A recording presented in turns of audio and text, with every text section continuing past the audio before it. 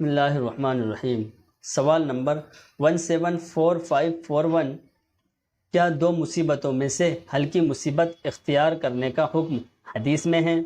سوال: آج کل عام طور پر مسلمان ایک حدیث کو بیان کرتے ہیں کہ حضور صلی اللہ علیہ وسلم نے ارشاد فرمایا کہ جب کسی دو مصیبت میں ہو تو ہلکی مصیبت کو اختیار کر لو، جس کی وجہ سے مسلمانوں نے کئی حرام کاریوں کے دروازے کھول دیے ہیں۔ اس حدیث کی کیا حیثیت ہے اور کس کتاب میں یہ حدیث موجود ہے؟ کیونکہ آج کل کچھ لوگ علماء کا سہارا لے کر ان باتوں کو عام کرتے ہیں۔ انہیں بتایا جائے کہ جو شخص رسول اللہ صلی اللہ علیہ وسلم پر جھوٹ گھڑے گا اس کا ٹھکانہ جہنم ہوگا۔ جواب نمبر 174541، بسم اللہ الرحمن الرحیم۔